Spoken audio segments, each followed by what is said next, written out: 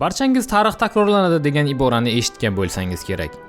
20-asrning o'rtalarida aynan Sovet ittifoqi partiya rahbari Yosif Stalin Mao Tse-Dunning kommunistik qo'zg'olonini moliyaviy qo'llab-quvvatlab, unga Xitoy fuqarolar urushida g'alaba qozonishga va Xalq Respublikasini barpo etishga yordam bergan edi. O'sha paytda Moskva katta aka, Pekin esa kichik uka edi. 70 yil o'tib, rollar keskin almashdi. Sovet ittifoqi allaqachon yo'q bo'lgan. Putin boshchiligidagi Rossiya esa Ukrainadagi mashaqqatli, keng ko'lamli urush mobaynida boshqa davlatlar oldida holdan toygan. Urushni davom ettirish qobiliyati esa asosan chet el yordami, jumladan Eron, Shimoliy Koreya va eng avvalo Xitoyga bog'liqdir. Pekin ochiqchasiga qurol yoki harbiy maslahatchilar yubormayotgan bo'lsa-da, Rossiya harbiy sanoatini ushlab turgan turli ikki yoqlama qo'llanadigan komponentlarni ulkan hajmda yetkazib bermoqda. Porox ishlab chiqarish uchun nitrosellyuloza, qurol zavodlari uchun SNS uskunalari, raketa boshqaruv tizimlari uchun mikroelektrotexnika va yarim o'tkazgichlar. Qisqasi, Xitoy Putinga Ukrainani bo'ysundirish va postsovet hududlarida o'z ta'sirini tiklash orzusini davom ettirish uchun zarur bo'lgan deyarli barcha narsani yetkazib berishga tayyor. Bunday vaziyatda bizda yagona savol mavjud. Xitoy yordamining evaziga Kreml nima taklif qila oladi? Putinning Ruskiy mir, ya'ni Rus dunyosi deb atayotgan 19-asrcha imperiyaviy orzusi Rossiyaning iqtisodiy va geosiyosiy mustaqilligini yo'qotmaydimi? Yanada ochiqchasiga aytganda, Rossiya Xitoyning vassaliga aylanmaydimi? Bu vassallashuv tezisi albatta juda bahsli fikr. Ba'zi tahlilchilar Moskva haqida ochiqchasiga Xitoyning yangi tributari davlati deb yozmoqda. Boshqalar esa buni bo'rttirish deb hisoblaydi. Lekin Ukrainadagi keng ko'lamli urush boshlangandan 3 yil o'tib, bu savolga aniqroq javob berish uchun yetarli ma'lumotlar paydo bo'ldi. Rossiyaning Xitoyga hozirgi qaramligini tushunish uchun avvalo Vladimir Putin hokimiyat tepasiga kelgan 2000-yilga qaytish kerak. O'shanda Rossiya harbiy va texnologik jihatdan hali ham Xitoydan ustun edi. Moskvada Pekinga teng hamkor sifatida qaralmagan. Putinning asosiy maqsadi 90-yillardagi tanazzuldan so'ng Rossiyaning geosiyosiy mavqeini tiklash edi. Bu loyihadagi asosiy hamkor Xitoy emas, balki Yevropa edi. Uning investitsiyasi, kapitali va ilg'or texnologiyalari Rossiya uchun eng zarur manba bo'lib hisoblangan.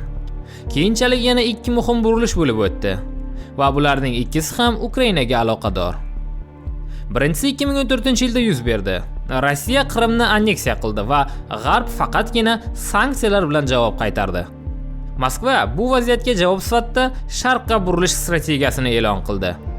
Bu jarayon Sibir quvuri va 400 milliard dollarlik gaz kelishuvi bilan rasmiy tus oldi. Ammo bu burilish aslida G'arb bilan aloqalarni uzish uchun emas, balki Rossiyaning Osiyoda muqobil sheriklari borligini ko'rsatish uchun mo'ljallangan edi. Aslida esa Rossiya elitalari Xitoy bilan chuqur integratsiyadan uzoqlashdi. Pekinning bir kamar bir yo'l tashabbusidan chetlashib, o'zlari targ'ib qilgan Yevroosiyo iqtisodiy ittifoqiga urg'u berishni afzal ko'rdi. Rossiyaning Yevropa va Xitoy o'rtasidagi muvozanat siyosati Ukrainaga to'laqonli bostirib kirguncha davom etdi. Hatto o'sha paytgacha sharqqa burilish haqida ko'p gapirilgan bo'lsa-da, urush arafasida Yevropa ittifoqi baribir Rossiyaning eng yirik iqtisodiy hamkori bo'lib qolgan edi. Rossiya eksportining 38% Yevropa ittifoqidan iborat bo'lgan bo'lsa, Xitoy ulushi esa atigi 14% ni tashkil etgan. 2022-yil 24-fevral bu asoslarni butkul vayron qildi. Bu nafaqat Yevropa xavfsizligi tizimini, balki Rossiyaning iqtisodiy modelini ham izdan chiqardi. 2014-yildan farqli o'laroq, bu safar G'arbning javobi keskin va bir ovozdan chiqdi. Rossiya misli ko'rilmagan sanksiyalar ostida olindi. Natijada Yevropa bilan savdo keskin qisqarib, ularning ulushi eksportda 38% dan 15% ga, importda esa 32% dan 10% ga tushib ketdi. Shu bilan Rossiya o'zining eng yirik bozorini yo'qotdi va endi Yevropa bilan Xitoy o'rtasida muvozanat o'ynash imkoniyatidan mahrum bo'ldi. Endi faqatgina bitta yo'l, bitta bozor va bitta sherik mavjud. Bu ham bo'lsa Xitoy. Shundan keyin Moskvaning Pekinga qaramligi keskin chuqurlashib bordi. Bu qaramlikning birinchi isboti savdo oqimlaridagi ulkan o'zgarishlarda namoyon bo'ldi. Rossiya Yevropa bilan aloqalarni yo'qotishi bilan Xitoy bu bo'shliqni darhol to'ldirdi. 2024-yilda o'zaro savdo rekord darajada, ya'ni 245 milliard dollarga yetdi. Xitoydan Rossiyaga import ulushi 2021-yildagi 25% dan 2024-yilda 50% ga yaqinlashdi. Rossiyaning Xitoyga eksporti esa 15% dan 30% ga ko'tarildi. Biroq bu raqamlarning o'zi yetarli emas. Qaramlikning asl manzarasi savdo tarkibiga nazar tashlaganimizda namoyon bo'ladi. Bu klassik postkolonial modelni eslatadi. Qayta ishlanmagan xomashyo evaziga tayyor mahsulotlar albatta. Shuning uchun ko'plab tahlilchilar Rossiyani Xitoyning resurs ombori, hatto resurs qo'g'irchog'i deb atay boshladi. Rossiyaning Xitoyga eksportining 90% past qiymatga ega xomashyo, yonilg'i, metallar, rudalar, yog'och. Xitoydan esa faqat yuqori qo'shilgan qiymatli tayyor mahsulotlar, masalan, mashinalar, uskunalar, elektrotexnika va transport vositalari keldi. Yana bir muhim jihati shundaki, Xitoy Rossiya uchun hayotiy ahamiyatga ega bo'lgan sherikka aylangan bo'lsa-da, Rossiya Xitoy iqtisodiy tizimi uchun ikkinchi darajali o'yinchi bo'lib qolmoqda. Hatto rekord savdo hajmiga qaramay, Rossiya Xitoy savdosining atiga 4% ni tashkil etadi xolos. Valyuta bozoridagi vaziyat ham shunga o'xshash. Putin dollarning dunyo bozoridagi ustunligiga qarshi kurashayotganini aytsa-da, ammo amalda Rossiya iqtisodiyoti dollardan emas, yuan valyutasiga bog'lanib qolgan. SWIFT tizimidan uzilish Rossiyani Xitoyning SIPS tarmog'iga o'tishiga majbur qildi.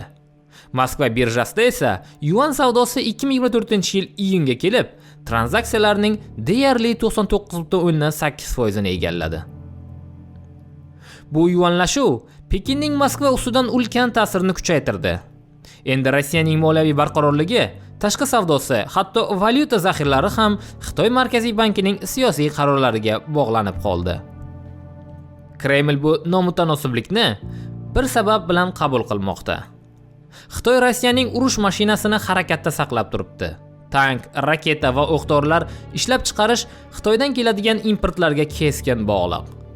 Xitoy ikki yoqlama qo'llanadigan texnologiyalar bo'yicha Rossiyaning eng yirik yetkazib beruvchisiga aylangan. Mikroelektrotexnika importining 90% Xitoydan keladi. SNS uskunalarining ulushi esa 70% ga chiqqan. Nitrosellyuloza eksporti esa urushdan oldin deyarli 0 bo'lgan bo'lsa, 2022-yilda 700 tonnaga, 23-yilda esa 1300 tonnaga yetdi. Xitoy hatto Rossiyaning jang maydonidagi ehtiyojlariga ham juda tez moslashmoqda. Masalan, 2022-yil kuzida Rossiya Ukrainaning qarshi hujumiga tayyorlanib, keng ko'lamli mudofaa chiziqlarini qura boshlagan vaqtda Xitoyning Rossiyaga qurilish texnikasi eksporti qariyb 4 baravarga oshgan edi. Shu Xitoy texnikalari yordamida keyinchalik mashg'ul bo'lgan Surovikin chizig'i barpo etildi va Ukrainaning 23-yil bahordagi hujumini to'xtab qoldi. Dronlarni ham esdan chiqarmaslik kerak albatta. Urush fiber optik boshqariladigan dronlarga o'tgani sari Xitoyning yordam ko'lami ham shunga mos o'zgardi. Faqatgina joriy yilning avgust oyida Xitoy Rossiyaga 528 ming kilometr fiber optik kabel va 47 million dollarlik litir-ion batareyalar yetkazib bergan. Bundan tashqari, Xitoy Rossiyaning sanksiyalarni chetlab o'tishdagi asosiy ko'prigiga aylanib qoldi. Ba'zi iqtisodchilarning hisobotlariga ko'ra, Rossiya jang maydonida foydalanayotgan muhim komponentlarning 18% rasmiy ravishda Xitoydan keltirilgan bo'lsa-da, aslida ular G'arbda ishlab chiqarilgan bo'lib, Xitoy va Gonkong orqali Rossiyaga yetkazilmoqda. Xulosa oddiy va og'riqli. Xitoysiz Rossiyaning harbiy mashinasi keskin sekinlashadi yoki to'xtab qoladi. Bugun Rossiyaning Ukrainada uzoq muddatli urush olib borish qobiliyati amalda Pekinga bog'liq. Va bir so'z bilan aytganda, Xitoy bu urushni tez tugashini istamaydi. Chunki bu urush Pekinga bir qator strategik imkoniyatlarni yaratib beradi. Birinchi navbatda, Markaziy Osiyoga chuqurroq kirib borish, ya'ni Rossiyaning o'rnini egallash. Ikkinchi sabab, AQShning diqqatini Indo-Pasifikdan chalg'itish. Va uchinchi sabab, Rossiyani yanada qaram qilish. 2022-yil 4-fevralda, ya'ni Ukraina bosqinidan atigi 3 hafta oldin, Putin va Si Jinpin Pekinda cheksiz hamkorlik haqidagi qo'shma bayonotni imzolagan edi. Hamkorlik haqiqatdan ham chuqurlashdi, ammo Pekin istagan shartlar asosida albatta. Va ko'pchilikda paydo bo'ladigan eng muhim savol ham mavjud. Bu nega Putin yoki Kreml elitalari buni bilgan holda baribir bunga rozi? Bizning fikrimizcha, javob iqtisodiyotda emas, balki ideologiyada. Putin bunga tarixiy asos ham izlab bo'lgan.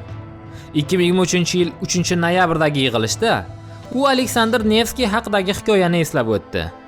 Nevskiy g'arbiy dushmanlarga qarshi kurashish uchun Oltin O'rda xonidan yorliq olgani kabi, bugun ham Rossiya Xitoyning yorlig'i bilan g'arbga qarshi kurashmoqda deya ta'kidladi.